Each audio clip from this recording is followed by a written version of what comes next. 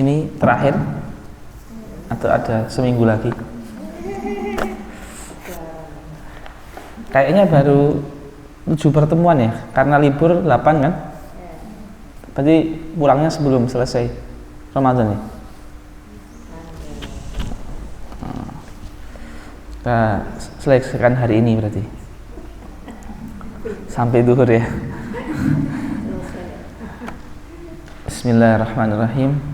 Alhamdulillahirabbil alamin, wassalatu wassalamu ala nabiyyina Muhammadin wa ala alihi wa ashabihi wa sallama tasliman katsira. Hadis nomor 29 diriwayatkan dari sahabat Mu'adz bin Jabal radhiyallahu anhu qala, beliau bertanya kepada Rasulullah, wahai Rasulullah, akhbirni bi'amalin yudkhilunil jannah wa yuba'iduni minan nar. Wahai Rasulullah, kabarkan kepadaku amalan apa yang membuat aku masuk surga dan aku terhindar dari neraka. Ini menunjukkan juga bahwasannya golongan para sahabat itu yang mereka cita-citakan paling utama itu bagaimana keselamatan akhirat mereka. Itu dilihat dari pertanyaan yang mereka tanyakan. Kabarkan amalan apa yang membuat saya masuk surga. Kemudian Rasulullah menjawab dan memulai jawabannya dengan sebuah dengan sebuah pembukaan. Nah, beliau berkata gini, laqad sa'alta an adim. Pertanyaan kamu itu berat, susah, direalisasikannya itu susah. Karena surga itu tujuan hidup manusia. Karena surga itu merupakan balasan dari bahwasanya Allah ridho terhadap kita. Maka itu memang cita-cita terbesar hidup adalah ridho Allah. Yang mana ketika Allah ridho, Allah akan memberikan surga. Makanya Rasulullah mengatakan itu pertanyaan yang besar, yang susah, yang berat. Kemudian Rasulullah melanjutkan dengan sebuah motivasi, wa innahu layasirun ala man yassarahullah. Tapi seberat-beratnya mencari ridho Allah, mencari surga, itu sangat mudah jika Allah memberikan kemudahan. Apa yang kita ambil dari hadis ini? Yang kita ambil dari hadis ini, di dalam pekerjaan kita ibadah, di dalam kita beramal soleh, jangan pernah sekalipun tidak memohon kepada Allah, tapi bersandar kepada diri kita sendiri. Ketika, sebelum, atau setelah. Contoh, sholat. Sebelum sholat, kita harus berdoa kepada Allah, ya Allah, terimalah sholat saya. Ya Allah, berilah saya kekuatan untuk sholat. Jadi jangan kita bersandar kepada diri sendiri walaupun dalam ibadah. Ya. Kemudian ketika sholat, berusaha untuk mengingat Allah, menghayati bacaan sholat. Ketika setelah sholat, memohon kepada Allah agar mengampuni kekurangan kita pas sholat dan menerima sholat yang sudah kita lakukan dan bersyukur masih dijadikan hamba Allah yang sholat. Artinya, ya, sebelum, ketika, setelah, itu kita harus selalu mengkaitkan ibadah dengan Allah. Karena ibadah itu jadi mudah apabila yassarahullah, Allah memberikan kemudahan. Nah, setelah memberitahukan muqaddimah ini, Rasulullah memberikan amalan-amalannya. Yang pertama, ta'budullaha la tusyriku bihi syai'a. Jangan menduakan Allah, jangan menyembah selain Allah. Ini syarat mutlak. Wa tuqimus shalah, dirikanlah salat, terutama salat fardu. Wa tu'tiz zakah, terutama zakat fardu, zakat mal dan zakat fitri. wa tasum Ramadan, wa tahujjul bait. Ini semuanya rukun Islam yang 5. Sudah pernah kita bahas. Kemudian untuk masuk surga, terkadang yang wajib-wajib itu kita kurang. Jadi kita terkadang dalam melaksanakan yang wajib itu ada kekurangan, kurang khusyuk, kurang maksimal, kurang ikhlas. Ini membuat kita tidak cukup bersandar hanya kepada wajib, tapi harus memiliki amalan sunnah yang menambal kekurangan di yang wajib. Maka dari itu Rasulullah memberikan amalan-amalan sunnah agar itu bisa melengkapi kewajiban kita yang kurang.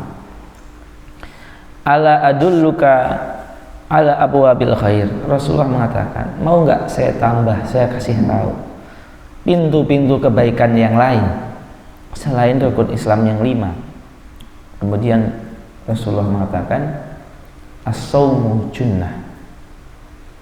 Puasa itu pelindung atau perisai. Nah, maka memperbanyak puasa sunnah ini juga mempermudah kita untuk melaksanakan amalan kebaikan yang lain. Karena dengan puasa syahwat akan lemah. Ketika syahwat lemah, untuk berbuat taat itu lebih kuat. Maka dikatakan as-saumu junnah. Puasa itu perisai. Dari apa? Dari keharaman. Karena ketika itu syahwatnya melemah.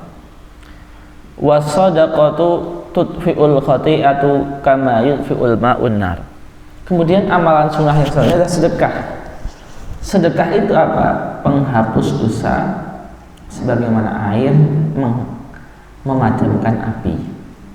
Jadi sedekah itu banyak menghapus dosa. Makanya ada hadis juga yang lain, sedekah itu menahan bala. Ya, seperti itu. Wa sholatur rajuli fi jawfil lail. Nah, amal yang ketiga, sholat tahajud pas orang-orang pada tidur. Ini juga amalan sunnah yang mengangkat derajat kita. Maka dalam hadis Tirmidzi, Rasul mengatakan, qiyamul lail itu adalah da'bus solihina man qablakum. Enggak orang soleh di zaman Nabi, enggak orang soleh di zaman sebelum Nabi Muhammad, ciri khasnya adalah sholat tahajud. Ya, Nabi, orang soleh, wali, itu ciri khasnya adalah menjaga sholat tahajud. Kemudian Nabi membaca tatajafa junubuhum anil madaji sampai yad'una rabbahum khawfan wa tama'an wa mimma razaqnahum yunfikun fala ta'lamu nafsum ma ukhfiya lahum min qurrati a'yun jazaa'an bima kanu ya'malun. Kasur apa ini namanya? Sini ini apa namanya? Pinggang ya. Pinggang-pinggang mereka tatajafa, tidak menyentuh kasur-kasur mereka. Ini kan Quran ini menceritakan fadilah mereka-mereka yang tidak tidur malam hari untuk berdoa, untuk sholat tahajud. Jadi mereka tidak berbaring di atas kasur mereka, tetapi malah berdoa kepada Tuhan mereka di malam hari dengan penuh rasa pengharapan, dengan penuh rasa takut, ya, dan mereka juga bersedekah. Wa mimma razaqnahum yunfikun. Jadi sedekah qiyamul lail ini adalah amalan puasa, ya. Kita kalau belum bisa semua nggak ada masalah. Yang penting kita berusaha untuk mengistiqomai satu persatu. Bisa dimulai dengan sedekah dulu bagi yang lebih mampu untuk sedekah. Bisa dimulai dengan qiyamul lail dulu bagi yang lebih mampu qiyamul lail. Bisa dimulai dengan puasa sunnah dulu bagi yang mampu puasa.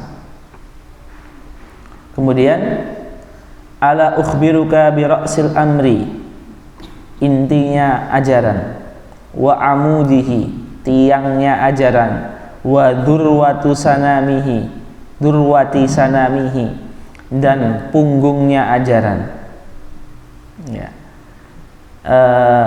Tiga hal ini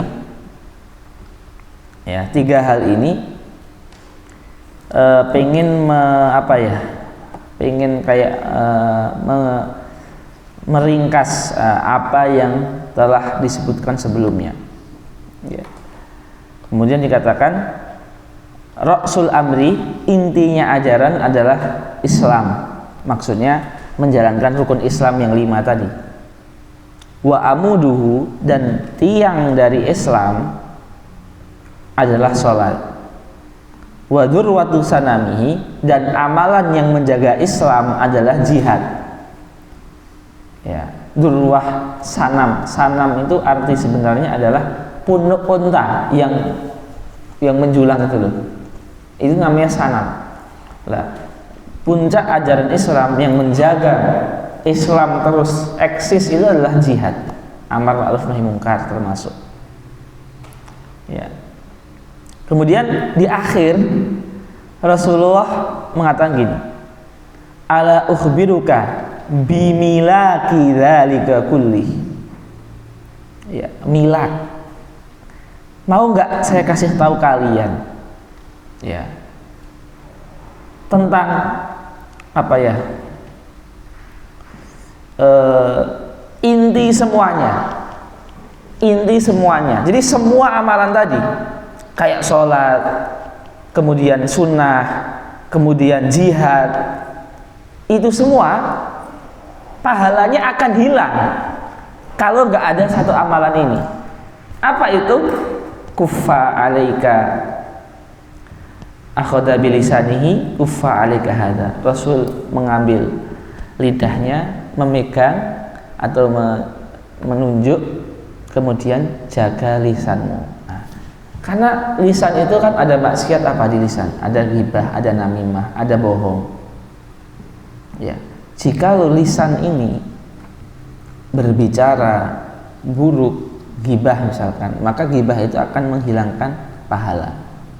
Nah, mau sholat, mau jihad, mau qiyamul lail, kalau lisan ini nggak dijaga, dia akan memakan pahala yang banyak tadi. Nah, maka dan juga hadis ini mengisyaratkan amalan seorang manusia itu harus seimbang antara amalan hablum minallah yang ke atas dan amalan yang ke bawah hablum minan nas. Ini semuanya harus diamalkan semuanya. Baik. Kemudian wa inna lamu akhaduna bima natakallam sakilatka ummuk wa hal yakubun nasa fin nari ala wujuhihim aw ala manakhirihim illa hasaidu alsinatihim. Sahabat bertanya, ya Rasulullah, emang apa yang kita bicarakan itu dihitung dosa dan pahala? Kata Rasul, ya jelas. Tidakkah orang itu masuk neraka kecuali karena apa yang dia katakan? Nah, penting sekali. Afwan, ada kamar mandi nggak di sana? Ada ya? Di sini. Izin bentar ya. Minta tolong dipauskan.